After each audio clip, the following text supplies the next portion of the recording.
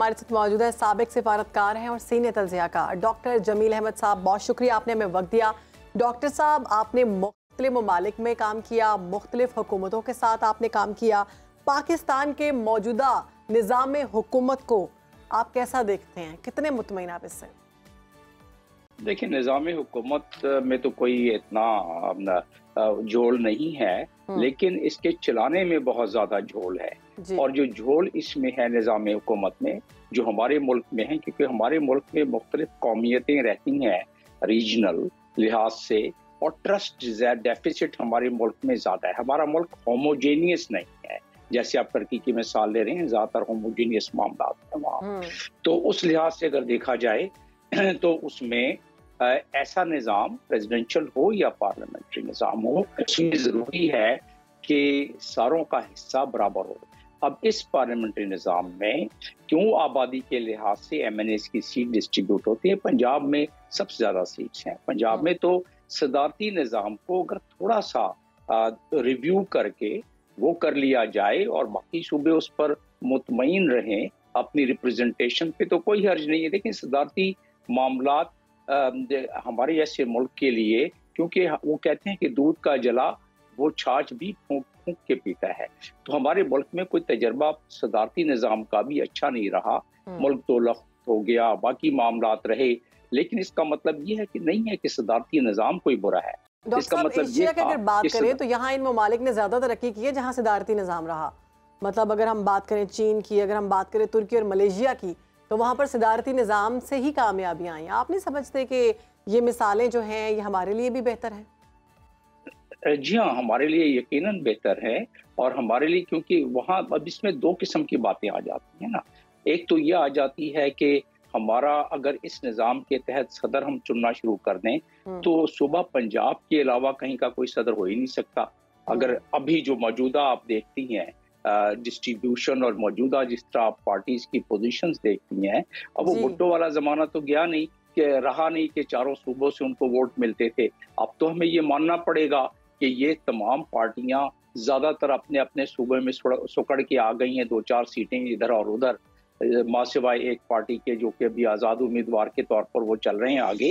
تو اس لحاظ سے پہلے تو ایسے نظام کو اس طرح ہمیں دوبارہ ترتیب دینا پڑے گا. مثال کے طور پر بے شک صدارتی نظام کر لیں, اس کو پروپورشنیٹ ریپرزنٹیشن پہ کر لیں, یعنی کہ جتنے جس کو پروپورشنیٹ ریپرزنٹیشن کے تحت ووٹ ملیں اس پرسنٹیج کے حساب سے دے دیں. لیکن جس طرح سینٹ کے لیے ہے کہ مختلف صوبوں کا پروپورشن اس کے سینیٹرز کو سلیکٹ کرنے کے لیے دیا گیا ہے, اس میں تعداد کی قدغن نہیں ہے, اس میں سیٹوں کی قدغن ہے.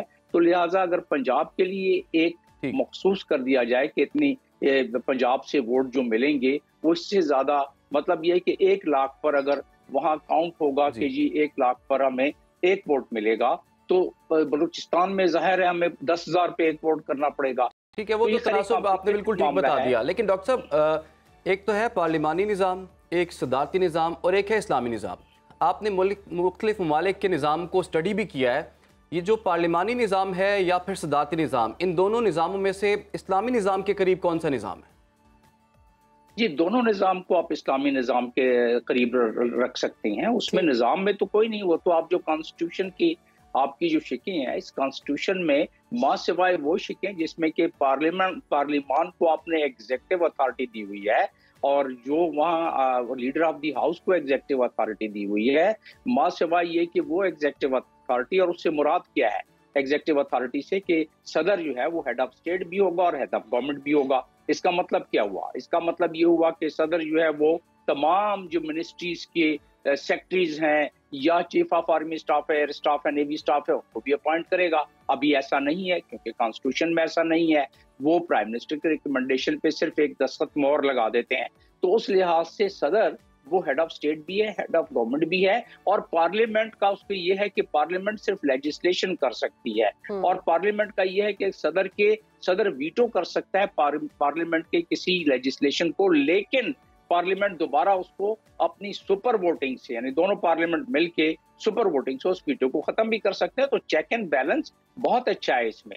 صرف یہ ہے کہ ڈسٹریبیوشن یہ ہونی چاہیے کہ صدر کو یا تو اس کانسٹیٹیوشن کی اگر کبھی امینڈ کرتے ہیں اور کرنا پڑے گا. آج نہیں, کانسٹیٹیوشن تو ایک ایوولوشنری پروسیس ہے جس کو دنیا کے تقاضوں اور ملکی تقاضوں کے لحاظ سے اس میں امینڈمنٹس بھی ہوتی ہیں, جیسے ہماری بھی ہوئی ہیں بہت دفعہ. ڈاکٹر صاحب آپ نے امینڈمنٹس کی بات کی ہے, یہ بتائیے یہ جو کرنٹ نظام جو چل رہا ہے اس کی کمیاں اور خامیاں کیا ہیں؟ اگر ان خامیوں کو دور کر لیا جائے تو آپ کے خیال میں کہ یہ نظام بھی ہمارے لیے ایکسیپٹیبل ہونا چاہیے, یہ ڈیلیور کر سکتا ہے نظام؟ جی ہاں, لیکن اس نظام کو بالکل اگر اس کی خامیوں کو دور کر لیا جائے, چیک اینڈ بیلنس کو دوبارہ بہتر کر لیا جائے, جس طرح سول سرونٹس رول تھے کسی زمانے میں کہ سول سرونٹس کو جس نے سمجھا پارلیمنٹیرین نے یا پارلیمنٹری نظام کے تحت اس کو 2 مہینے میں تبدیل کر دیا, کان سے پکڑ کے ادھر سے اٹھا کے ادھر بیٹھا دیا. پہلے ایسا نہیں ہوتا تھا. پہلے ان کو پروٹیکشن تھی لا میں کہ 3 سال کے اگر لے کے آئے ہیں تو 3 سال تو اس سے کرپشن بھی ختم ہو جائے گی, اقربا پر بھی خبر ختم ہو جائے گی, اس سے یہ بھی ختم ہو جائے گا کہ اپنے مطلب کے فیصلے بیوروکریٹ سے کروائیں. تو اسی لیے تو صدارتی نظام میں کیونکہ ایک آدمی کو ووٹ تمام کی تمام پورے ملک سے ملے گا, اس کے پاس دونوں پاور ہوں گے اور وہ اس پہ پارلیمنٹ کا چیک بھی رہے گا. تو اس لحاظ سے ایک تو یہ ہے, اس کو اگر آپ کسی طریقے سے پروپورشنیٹ وے میں کر لیں کہ صدر کو ہر صوبے سے باری باری اگر لگانا شروع کر دیں تو میں نہیں سمجھتا کہ کسی کو بالکل معاملات بہتر ہو سکتے ہیں. بہت شکریہ. ڈاکٹر جمیل احمد صاحب موجود تھے.